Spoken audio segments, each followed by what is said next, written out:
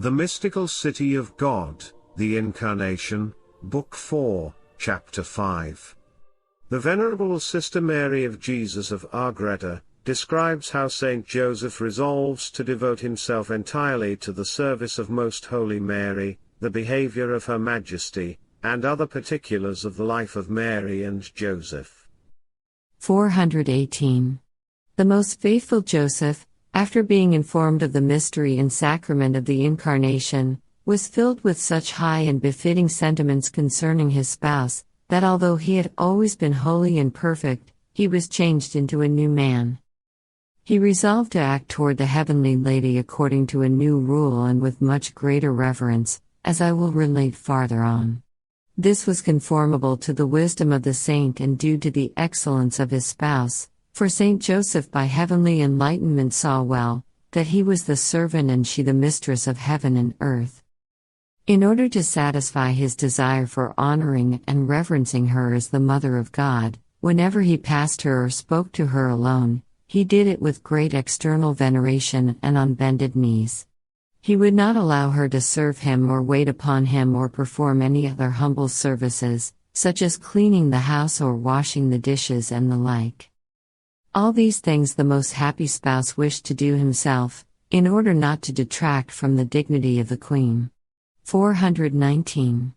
But the Heavenly Lady, who among the humble was the most humble and whom no one could surpass in humility, so managed all these things, that the palm of victory in all these virtues always remained with her. She besought Saint Joseph not to bend the knees to her, for though this worship was due to the Lord whom she carried in her womb, yet as long as he was within, not seen by anyone, no distinction was externally manifest between his and her own person. The saint therefore allowed himself to be persuaded and conformed to the wishes of the Queen of Heaven, only at times, when she was not looking, he continued to give this worship to the Lord whom she bore in her womb, and also to her as his mother, intending thereby to honor both according to the excellence of each. In regard to the other works and services, a humble contention arose between them.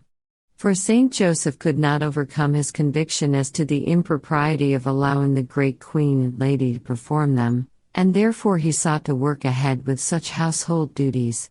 His heavenly spouse was filled with the same eagerness to seize upon occasions ahead of Saint Joseph.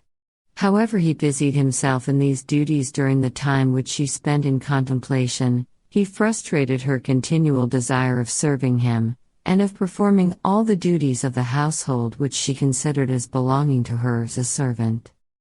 In her affliction on this account, the Heavenly Lady turned to the Lord with humble complaints, and besought him to oblige Saint Joseph not to hinder her in the exercise of humility, as she desired. As this virtue is so powerful before the divine tribunal and has free access, no prayer accompanied by it is small.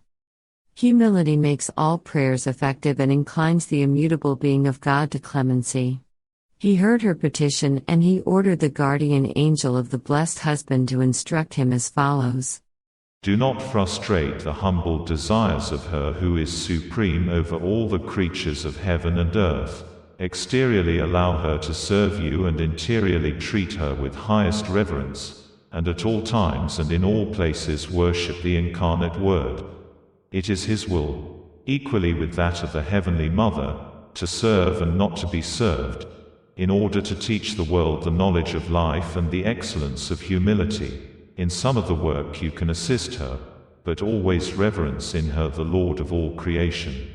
420. Instructed by this command of the Most High, Saint Joseph permitted the heavenly princess to exercise her humility, and so both of them were enabled to make an offering of their will to God, Most Holy Mary, by exercising the deepest humility and obedience toward her spouse in all her acts of virtue which she performed without failing in the least point of perfection. And Saint Joseph by obeying the Almighty with a holy and prudent embarrassment, which was occasioned by seeing himself waited upon and served by her, whom he had recognized as his mistress and that of the world, and as the mother of his God and Creator. In this manner the prudent saint made up for the humility, which he could not practice in the works now consigned to his spouse.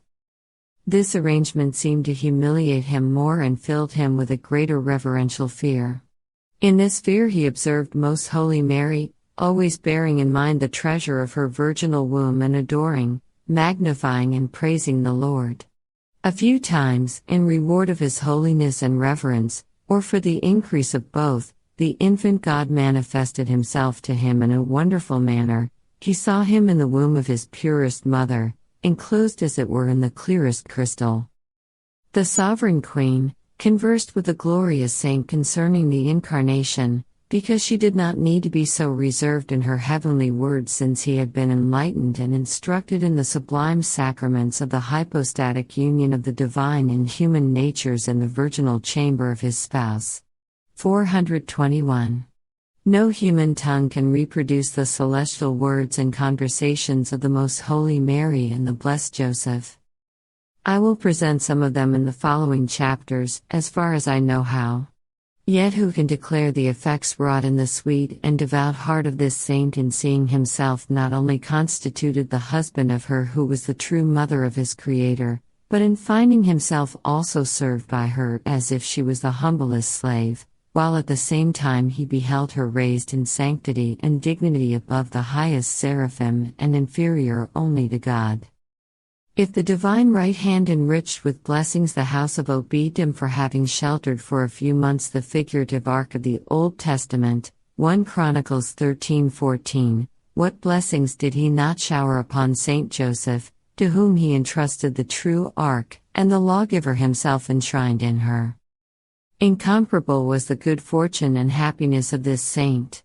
Not only because he had with him in his house the living and true ark of the New Testament, the altar, the sacrifice, and the temple, all left in his charge, but also because he cared for them worthily and as a faithful servant, Matthew 24:45, constituted by the Lord himself over his family to provide for all their necessities in the right time as a most faithful dispenser, Hosea 14:20. Let all generations and peoples acknowledge and bless him, let them extol his merits, since the Most High has favored none other in the same degree. I, an unworthy and poor worm, in the light of such venerable sacraments, exalt and magnify this Lord God, confessing him as holy, just, merciful, wise and admirable in the disposition of all his great works. 422. The humble but blessed house of Joseph contained 3 rooms, which occupied nearly all its space and formed the exclusive dwelling place of the 2 spouses, for they kept neither a man nor a maidservant. In one of the rooms Saint Joseph slept, in another he worked and kept the tools of his trade of carpentering, the third was ordinarily occupied by the Queen of Heaven and was also her sleeping room. It contained a couch made by the hands of Saint Joseph. This arrangement they had observed since their espousal and from the day on which they had come to this, their dwelling. Before knowing the dignity of his spouse and lady, Saint Joseph rarely went to see her, for while she kept her retirement he was engaged in his work, unless some affair made it absolutely necessary to consult her. But after he was informed of his good fortune, the holy man was more solicitous for her welfare, and in order to renew the joy of his heart he began to come often to the retreat of the sovereign lady, visiting her and receiving her commands. But he always approached her with extreme humility and reverential fear, and before he spoke to her, he was careful to note in what she was engaged. Many times he saw her in ecstasy raised from the earth and resplendent with most brilliant light, at other times in the company of her angels holding celestial intercourse with them, and at other times, he found her prostrate upon the earth in the form of a cross, speaking to the Lord. Her most fortunate spouse was a participator in these favors. But whenever he found the great lady in these occupations and postures, he would presume no farther than to look upon her with profound reverence, and thereby he merited sometimes to hear the sweetest harmony of the celestial music, with which the angels regaled their queen, and perceived a wonderful fragrance which comforted him and filled him entirely with jubilation and joy of spirit.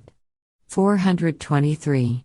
The 2 holy spouses lived alone in their house, for as I have said, they had no servants of any kind, not only on account of their humility, but in order more fittingly to hide from any witnesses the wonders which passed between them and which were not to be communicated to outsiders. Likewise the Princess of Heaven did not leave her dwelling, except for very urgent causes in the service of God or her fellow men. Whenever anything was necessary, she asked that fortunate neighbor, who, as I have said, had served Saint Joseph during the absence of Mary in the house of Zachariah. This woman received such a good return from Mary, that not only she herself became most holy and perfect, but her whole household and family was blessed by the help of the Queen and Mistress of the world. She was visited by Most Holy Mary in some of her sicknesses, and with her family was copiously enriched by the blessings of heaven. 424. Never did Saint Joseph see his heavenly spouse asleep, nor did he of his own experience know whether she ever slept, although he besought her to take some rest, especially during the time of her sacred pregnancy. The resting place of the princess was the low couch, which I said had been constructed by Saint Joseph, and on it were the coverings which served her during her brief and holy sleep. Her undergarment was a sort of tunic made of cotton, but softer than the ordinary or common cloth. This tunic she never changed from the time since she left the temple, nor did it wear out or grow old or soiled, and no person ever saw it, nor did Saint Joseph know that she wore that kind of a garment, for he never saw any other part of her clothing except the outside garments, which were open to the view of other persons. Those were of a grey color, as I have said, and these alone, along with her head coverings, were the garments which the Queen changed now and then, not because they were soiled, but because, being visible to all, she wished to avoid notice by such strange sameness of outward appearance. Nothing that she wore upon her most pure and virginal body became soiled or worn, for she neither perspired, nor was she subject to the punishments which are laid upon the sin-impregnated bodies of the children of Adam. She was in all respects most pure, and the works of her hands were like crystal ornaments, and with the same purity she cared for the clothes and other necessities of Saint Joseph.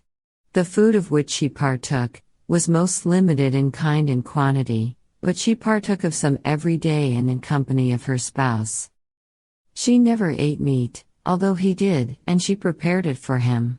Her sustenance was fruit, fishes, and ordinarily bread and cooked vegetables, but of all these she partook in exact measure and weight, only so much as was necessary for the nourishment of the body and the maintaining of the natural warmth, without any surpluses that could pass over into excessive harmful corruption. The same rule she observed in regard to drink, although her fervent acts of love often caused a superabundance of preternatural ardor. This rule, as to the quantity of her nourishment, she followed during her whole life, although as to the kind of food she adapted herself to the various circumstances demanding a change, as I shall relate further on. 425. In all things the most pure Mary exhibited consummate perfection, without any fault or want of grace, and all her actions both in the natural and the supernatural order reached the pinnacle of excellence. But words fail me in describing it, for I am never satisfied, seeing how far short these words fall of the things which I perceive, and how much more excellence this sublime creature possesses than I can express. Continually I am grieved by my insufficiency and dissatisfied with my limited terms and descriptions, fearing lest I presume more than I should, in striving to do that which so far exceeds my powers. But the force of obedience inspires me with I do not know what sweet strength, which dispels my hesitancy and impels my backwardness, encouraging me to face the greatness of my undertaking and the smallness of my ability. I work under obedience, and through it I hope to make great gains. It will also serve me as an excuse. The instructions given me by the Queen of Heaven, the Blessed Virgin Mary. 426. My daughter, in the school of humility, which my whole life affords you, I wish that you be studious and diligent, and this should be your first and principal care if you wish to enjoy the sweet embraces of the Lord. Assure yourself of His favor and possess the treasures of light which are hidden to the proud. Matthew 11:25. For without the trusty foundation of humility, such treasures cannot be confided to any man. Let all your ambition be to humble yourself in your own estimation and thought, so that in your exterior actions you may truly exhibit this humility of your interior. It must be a subject of confusion and a spur of humility for you and for all the souls to have the Lord as their Father and Spouse, to see that the presumption and pride of worldly wisdom is more powerful in its devotees than humility and true self-knowledge is in the children of light.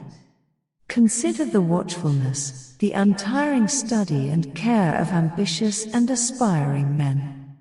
Look upon their struggle to be esteemed in the world, their strivings never at rest, though so vain and worthless, how they conduct themselves outwardly according to the false notions which they have of themselves, how they pretend to be what they are not, and how they exert themselves to obtain through these false pretenses the treasures, which though only earthly they do not deserve.